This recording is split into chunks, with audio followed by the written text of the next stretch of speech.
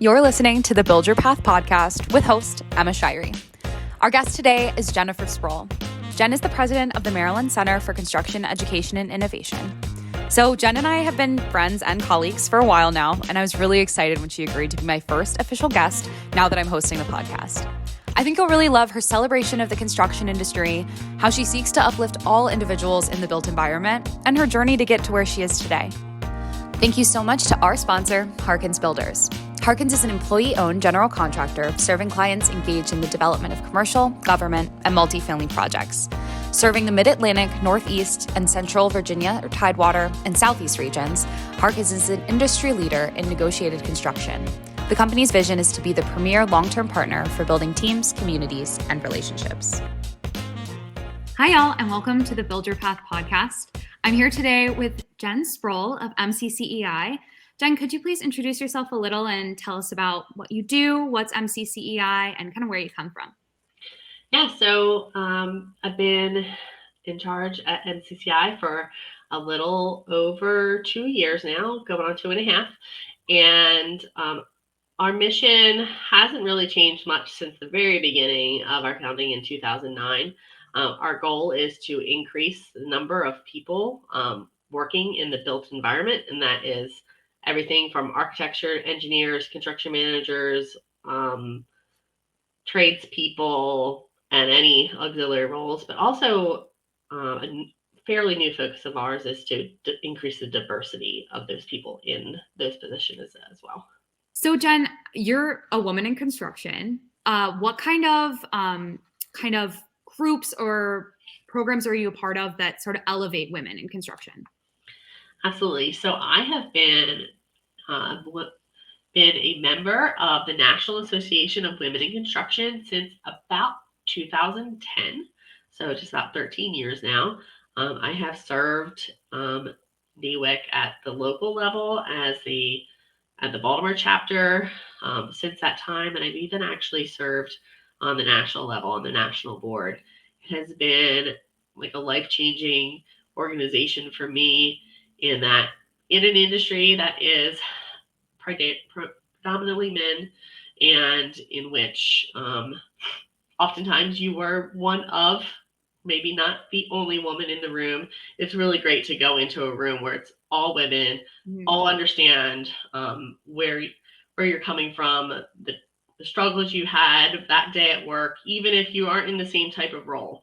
Because the women in NEWIC can be tradeswomen, business owners, accountants, lawyers, you name it. We're in it. But it's been really amazing. And like anything, I'll say what I've gotten out of NEWIC is because of what I put into it. If you just go to 1 or 2 meetings a year, yeah, you'll learn something and you'll meet some people. But I've made amazing network, learned amazing leadership skills, and I highly recommend that anybody in any industry join a networking organization and get involved on a committee, on a board, whatever it is. Literally helped me, and honestly wouldn't be in my role today if it wasn't for the roles I've had at NEWIC. Well, and we'll talk a little bit more about mentorship and like what networking and making connections means later. But right now, could you tell us a little bit about kind of where you're coming from? So what is your path that you've built looked like up until where you are now at the Maryland Center for Construction, Education, and Innovation? Absolutely. So I started off out of high school. I went to an all-girls Catholic high school, guaranteeing no woman there was talked to about a career in the built environment. Maybe somebody suggested they could be an architect. Maybe, doubtful. But I went to Loyola College, now University here in Maryland, studied advertising with a minor in sociology. And when I graduated, I actually had a really hard time finding a job that I was excited about, and that was in Baltimore. I wanted to stay in Baltimore after I graduated, and ended up working at Whiting Turner.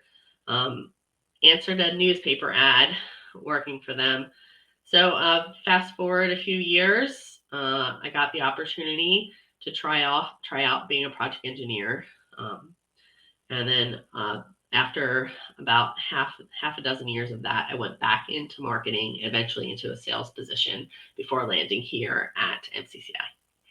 Awesome. What's your favorite part about your kind of role now that you've gone through marketing and then project managing and now kind of back to a little bit more of that person to person communications work? What is your favorite thing that you've sort of learned along the way? So I'd say whenever somebody who I know from my construction management days asks me what I like about the nonprofit, and I really loved working in construction management, especially when I was helping build teams. But for a really long time, I was basically building projects, which is so incredibly important. But now I'm helping people build their lives and their Mhm. careers, Their right? paths. And yeah, I'm helping someone build their path. Exactly. And I think it's really exciting when, I go to these summer camps and meet a kid in middle school who his mind is blown by this cool stuff that we get to do in the construction industry every day. That really excites me. I have young kids myself. And so they're sick of hearing me talk about the construction industry as a population or as a pathway. Um, it's just really cool for me, especially our very first Camp Newick that we put on 6 years ago. One of those girls graduated 2 years ago, and when she was graduating, her mom told me she was seriously considering apprenticeship, and that just I don't honestly haven't touched base to see if she actually did go down that path, but the fact that this young girl was actually considering that really It's really special. got me so excited. Yeah. Yeah. Especially when you know that you had the hand in one person's future, right? Even Yeah. just one. And then how many people they will affect or mentor or network with, and how many organizations, and then how many people are using those facilities that they're working on. There's something that you say often, which is how big construction is and how important it is. Can you talk a little bit about that you, like the hospitals and all of that? Yeah. So I think something that we as an industry do ourselves a disservice when we don't talk enough about that we're literally building the world in which we live. And there's not no much better way to give back to your community than build it, right? And then you're not just helping the community build their schools or their hospitals, and you're giving them a place for their children to be educated, for their babies to be born, and then obviously the jobs that are created in those situations. You're basically creating the Mhm. chance for intergenerational wealth to happen. And I think we're in an industry that there really isn't. We don't have no other industry has impact on the world around us like we do. So you guys really kind of run the gamut of the entire industry, the ins and outs, the before, during, and after construction. That's really a cool mission that MCCEI has. So how did you specifically, Jen, end up in the industry? I know you personally, of course, so I know that you have your own kind of path that brought you to where you Mhm. are now in the nonprofit world in the construction industry. But what did it take for you to go from, I mean, I know it was marketing all the way up here to construction. So how did that happen? Yeah, so I went to school, like you said. I was a communications major with a specialty in advertising and a minor in sociology, pretty much as far away from the construction industry as you could get. I had really no intention. I was just looking for a job. If this is going to seriously date me, but I answered a newspaper ad for a job at Whiting Turner Contracting I love Company it. in their marketing department. And I remember sitting down in my first interview, and my future boss asking me if I ever thought I'd be in the construction industry and what drove me to it. And I was like, well, I like to create things myself, Mhm. obviously creatively. So that kind of aligned a little bit, like the creation of buildings versus the creation of content and whatnot. But it was honestly never something I thought about before I answered that ad in the paper. And then fast forward to being there a few years and realizing that I had an interest in the industry, and was really, really lucky in that they gave me a chance to go through this project engineer's training. They were basically trying to make me a better marketing person by having me go through what their new hires went through, training wise, like a week long training. And I sat through that training and thought, I could totally do this. Right. this is something that I never thought I could do, but I could do it. And while I didn't take that position at Whiting Turner, I did do it at another general contractor, and the rest is history. I've been here ever since. I love it. I think it's so meaningful to have someone who's interested in bringing you up and kind of trusting you to take that step beyond what you started with, or something like that. So I always think it's really special when you have those mentors or just kind of pushers and movers throughout your path, right? That's a whole part of building your path is who you're working with and how they're bringing you up. And honestly, it was a colleague, like a coworker that I had worked at Whiting Turner is the one that helped get me that job. So like the power of having a network is super important. Yeah. He knew me as a person, could vouch for me as a worker, as opposed to me just like blindly as an advertising major applying for a project engineer role. Do you recommend any ways for young people to kind of build their network or gain kind of mentor relationships?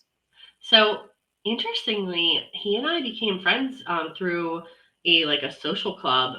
We played kickball together. I formed a kickball team where I had people from actually two or three different companies came together and joined kickball. We'd meet every Thursday, and that's kind of was my first like informal networking, and it was really great. And I'm still friends, 20 plus years later with a lot of those same people from that.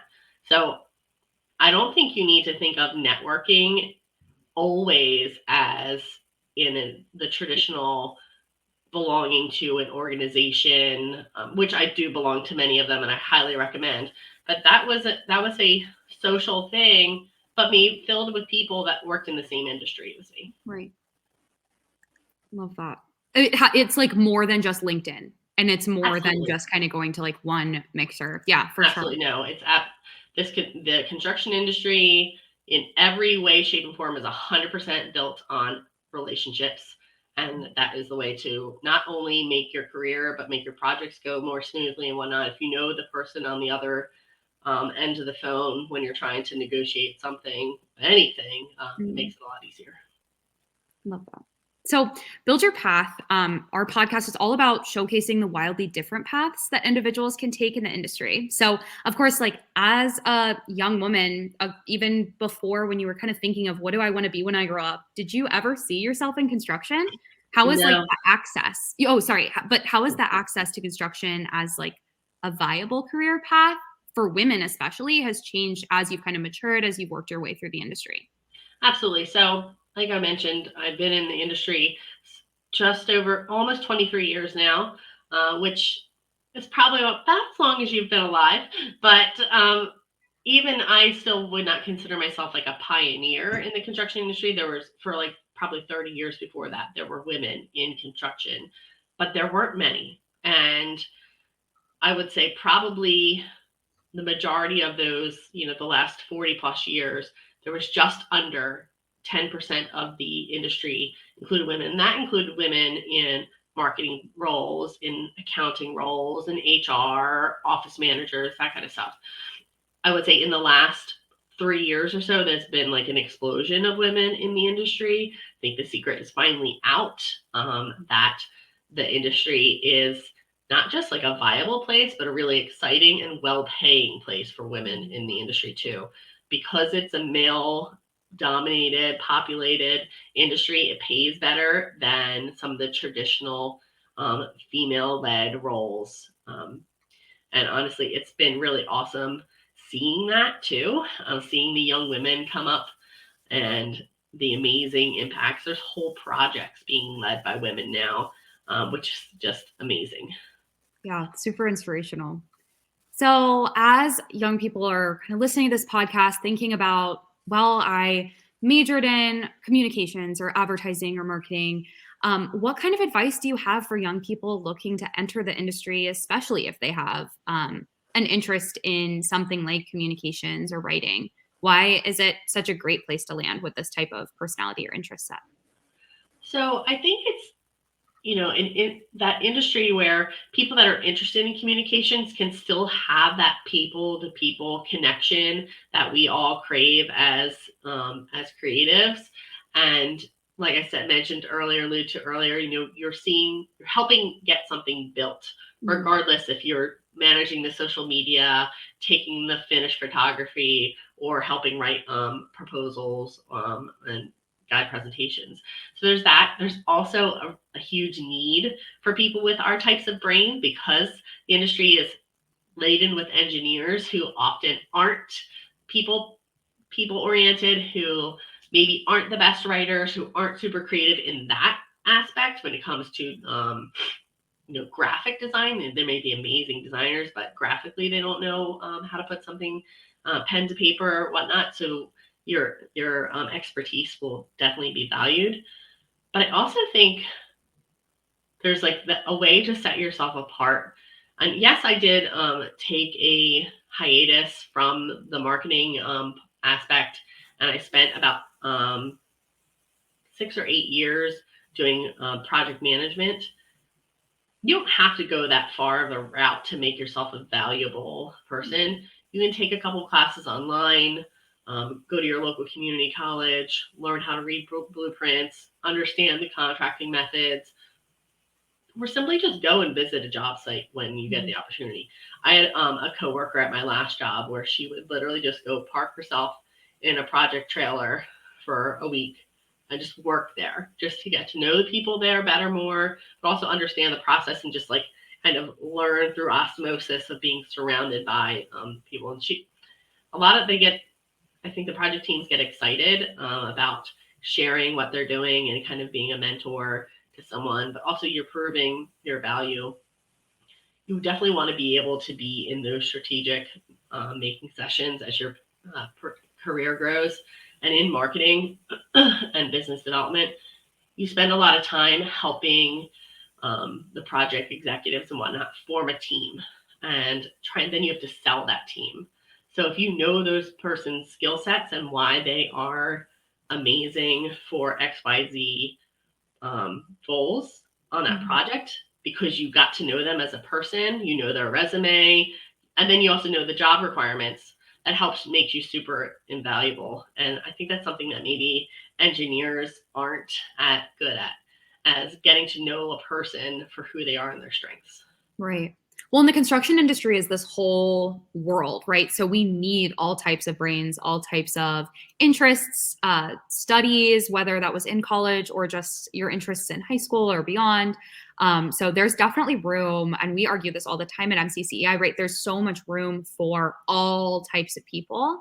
And so we're just here, and you're here to help build the space for that, and the awareness of how many different types of people we need. Jenn, thank you so much for coming. Do you want to let the people know where to find you? Absolutely. You can find me on LinkedIn, Jenn Sproul. I'm pretty active on there. And then follow us on all of our different social. We're on Facebook, LinkedIn, Instagram. I think those are the main ones that we're on. We have a very small TikTok channel that we hope to be growing in the future. Jenn, thank you so much for coming. Feeling inspired and looking to build your own path? Visit buildyourpath.org or follow our socials. Get out there, dig in, and I'll see you soon for another episode of the Build Your Path podcast.